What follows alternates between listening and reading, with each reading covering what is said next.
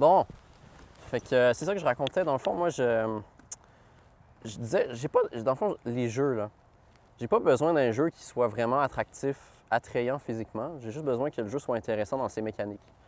Puis, tu sais, mettons, le premier Witcher, j'ai dû y jouer comme en 2018, là. Tu sais, 2018, c'était à peu près quoi? C'était l'année où le troisième sortait, quelque chose comme ça, là.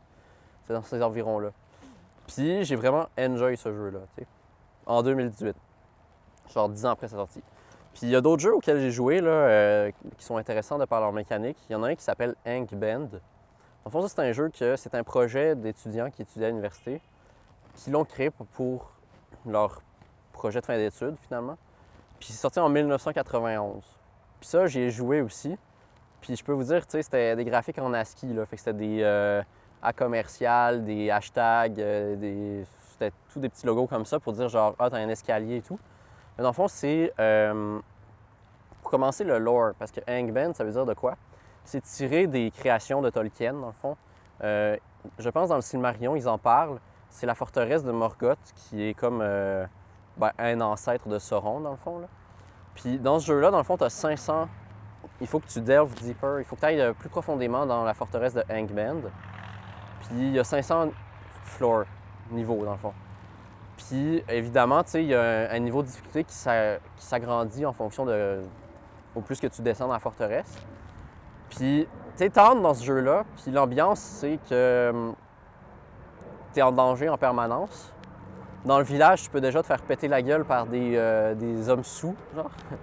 Puis là, t'essaies d'aller dans les magasins, t'acheter de l'équipement, puis tu te fais attaquer par les gens du village, genre.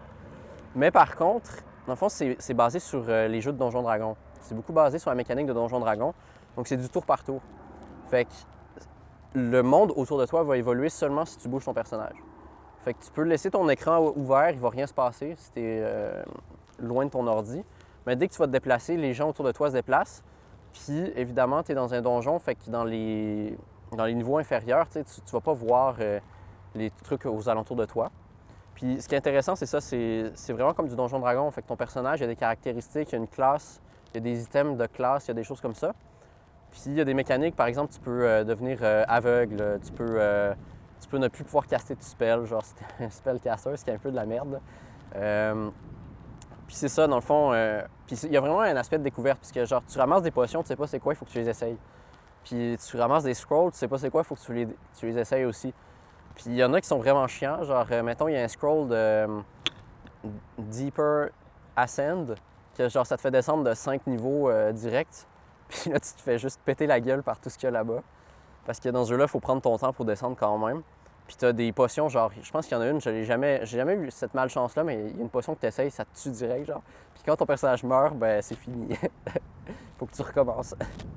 Un nouveau personnage. Fait que ça, c'est le genre de jeu intéressant, là. Tu sais, c'est pas nécessairement des très beaux graphiques, mais je trouve que les mécaniques sont très intéressantes, là. Tu sais, t'as Legend of Grimrock aussi, là. Je sais pas si vous connaissez ça, mais dans le fond, ça, c'est un dungeon crawler. Fait que ça, c'est vraiment... En fait, c'est des styles qui étaient assez populaires à la fin des années 90, je pense. C'est vraiment... ça, c'était un... Philippe m'en parlait tantôt, là, un style de jeu que tu te déplaces comme sur un jeu d'échecs. Dans le fond, tu as un parti de 4 personnes, puis tu te déplaces soit dans les directions cardinales, finalement, nord, sud, est, ouest. Puis c'est un jeu avec vraiment beaucoup d'énigmes. C'est des trucs où il faut que tu réfléchisses, de la réflexion et tout. Puis sûr, il y a du combat et tout. Là. Puis ça, contrairement par exemple à Angband, ben, si ton parti ne se déplace pas, ben, les monstres autour ils se déplacent quand même. Mais c'est sûr qu'ils se déplacent selon les axes. Là. Fait que tu peux pas te faire attaquer dans les diagonales, mais ça veut dire qu'il faut que tu t'orientes tes personnages. Tu as des touches pour changer l'orientation de tes personnages. Parce qu'évidemment, mettons, tu veux pas te faire attaquer tes personnages en arrière qui sont plus squishy ou des choses comme ça. Si vous avez... Est-ce que tu as des questions? Non! Parfait, incroyable. Bien joué. C'est un plaisir. Une belle entrevue. Merci. J'avais pas vraiment de question initiale ou alors je m'en souviens pas. Mais voilà, c'est ça que ça a donné.